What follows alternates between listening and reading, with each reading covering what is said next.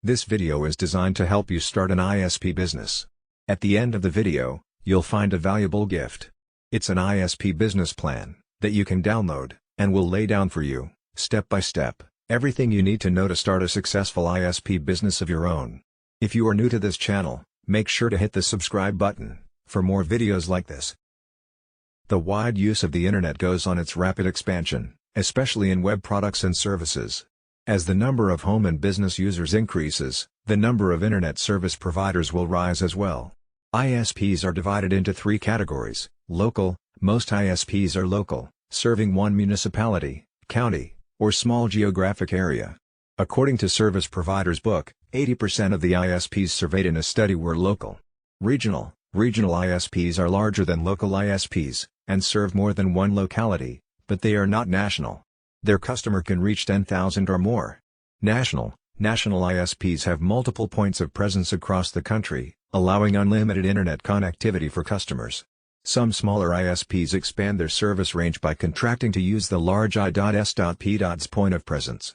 The first thing in investigating how to start an ISP business is knowing the importance of a comprehensive business plan. A business plan helps you achieve your business goals. A clear and convincing business plan will guide you through each step in developing your work. You may think you do not need to write a business plan, because some entrepreneurs have succeeded without it. They have developed successful businesses without having a business plan. But you should know that you are likely to fail without it. Does a business plan guarantee your success? Definitely not. But it will make the path to success easier, and worth spending time and energy on. A business plan includes important things like your goals, the strategies you use, the potential problems you may face, solutions for those problems, the organizational structure, and the amount of needed funding. Potential markets. Find out which market segment, local or global, needs your services. Guessing is not enough to find the answer. You must do intelligent research, and analyze the available information obtained from the observations and investigations. The size of the business.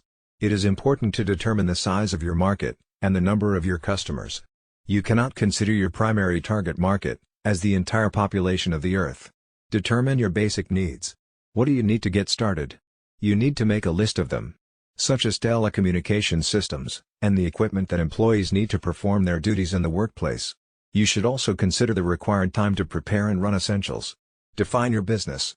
What are you going to do for others? How will your service improve your customers' lives? Are they cheaper, safer, or more efficient? This section should answer three basic questions. Who are you? What are you going to do? Why are you different from your competitors? Answering these questions is necessary for starting an internet service provider business. Strategy. Once you identify your service's competitive advantage, you will be able to choose the best strategy to achieve your goal. Think about your role as a manager or leader of a business. As you think about hiring and organizing your staff, you need to improve your passion or ability as a good boss. Market strategies are the result of thorough market analysis. The market analysis allows you to become familiar with all aspects of the market, to define your target market and sell. Then you can have a reasonable answer to this question: how to start an internet service provider business. Marketing plan. One of the common mistakes among entrepreneurs is not providing an accurate description of how to reach customers and introduce the product and services to them. Remember that it is crucial to answer the question of how to start internet service provider business. You cannot convince potential investors, employees, and partners unless you provide them with efficient and research-based methods for communicating with consumers. You must reassure them that you can persuade them to buy your services once you reach potential customers. How do you want to reach consumers? How do you convince them that your service provides more value than competitors? What advertising and marketing promotion strategies will you use? How does an ISP work? The internet is a network consisting of many big and small interconnections worldwide. An ISP can provide internet service to its users based on a telecommunication telephone line, such as copper or fiber optic cable, satellite, or wireless facilities. ISPs can be either privately owned or group-owned. Internet is nothing but a very large network that is made up of thousands of smaller interconnected networks. These networks have different protocols, and network components communicate with the protocol languages. ISPs bridge the gap between users and the internet, and provide the necessary technology for data transmission. ISPs can serve home users, small businesses, and large companies. For example, a dial-up internet service provider gave the users a username, password, access phone number, and a modem to log on to the Internet, browse the World Wide Web and send and receive the email. ISPs also serve large companies, providing a connection from the company's networks to the Internet. They are also called Internet Access Providers, IAPs. IAPs generally provide dial-up access through a modem and PPP connection. However, companies that offer Internet access with other devices, such as cable or wireless connections, could also be considered IAPs. The terms IAP and ISP are often used interchangeably, though some people consider IAPs to be a subset of ISPs. The next part of the video is not specific to an ISP business. Nevertheless, this knowledge is essential for success in the ISP business, as well as in any other business. Ignore it at your own peril. Operating a successful ISP business will depend on the following 4 conventions. 1. A practical plan, with a solid foundation. 2. Dedication, and willingness to sacrifice, to reach your goal. 3. Technical skills. 4. Basic knowledge of management, finance, record keeping and market analysis. As a new owner, you will need to master these skills and techniques if your business is to be successful. Finding a niche. Small businesses range in size from a manufacturer, with many employees, and millions of dollars in equipment, to the lone window washer, with a bucket and a sponge. Obviously, the knowledge and skills, required for these two extremes, are far apart, but for success they have one thing in common. Each has found a business niche, and is filling it. The most critical problems you will face, in your early planning, will be to find your niche, and determine the feasibility of your idea. Get into the right business at the right time, is very good advice, but following that advice, may be difficult. Many entrepreneurs plunge into a business venture, so blinded by the dream, that they fail to thoroughly evaluate its potential. Is your business idea feasible? Before you invest time, effort, and money, the following exercise will help you separate sound ideas from those bearing a high potential for failure. Identify and briefly describe the business you plan to start. Identify the product or service you plan to sell. Answering yes to any of the following 3 questions means you are on the right track. A negative answer to all of them means the road ahead could be rough. 1. Does your product or service satisfy an unfilled need? 2. Will your product or service serve an existing market in which demand exceeds supply? 3. Will your product or service be competitive, based on its quality, selection, price, or location? Market analysis. For a small business to be successful, the owner must know the market. To learn the market, you must analyze it, a process that takes time and effort. You don't have to be a trained statistician to analyze the marketplace, nor does the analysis have to be costly. Analyzing the market is a way to gather facts about potential customers, and to determine the demand for your product or service. The more information you gather, the greater your chances of capturing a segment of the market. Know the market before investing your time and money in any business venture. The following questions will help you collect the information necessary to analyze your market, and determine if your product or service will sell. This brief exercise will give you a good idea of the kind of market planning you need to do. An answer of no to any of the questions indicates a weakness in your plan, so do your research until you can answer each question with a yes. 1. Do you know who your customers will be? 2. Do you understand their needs and desires? 3. Do you know where they live? 4. Will you be offering the kind of products or services that they will buy? 5. Will your prices be competitive in quality and value? 6. Will your promotional program be effective? 7. Do you understand how your business compares with your competitors? 8. Will your business be conveniently located for the people you plan to serve? 9. Will there be adequate parking facilities for the people you plan to serve? Planning your startup. The following questions are grouped according to function. They are designed to help you prepare for opening day. Merchandise.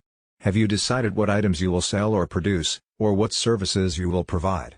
Have you made a merchandise plan, based upon estimated sales, to determine the amount of inventory you will need to control purchases? Have you found reliable suppliers, who will assist you in the startup? Have you compared the prices, quality, and credit terms of suppliers? Business records. Are you prepared to maintain complete records of sales, income and expenses, accounts payable, and receivables? Have you determined how to handle payroll records, tax reports, and payments? Do you know what financial reports should be prepared, and how to prepare them? Finances. A large number of small businesses fail each year. There are a number of reasons for these failures, but one of the main reasons is insufficient funds. Too many entrepreneurs try to start and operate a business without sufficient capital, money. To avoid this dilemma, you can review your situation by analyzing the following 3 questions. 1. How much money do you have? 2. How much money will you need to start your business? 3. How much money will you need to stay in business? In order to answer the second question, how much money will you need to start your business? You need to prepare an estimate of all your startup costs. Here is a list of items you may need to take into account. Note that this list is for a retail business. Items will vary for service, construction, manufacturing or online firms.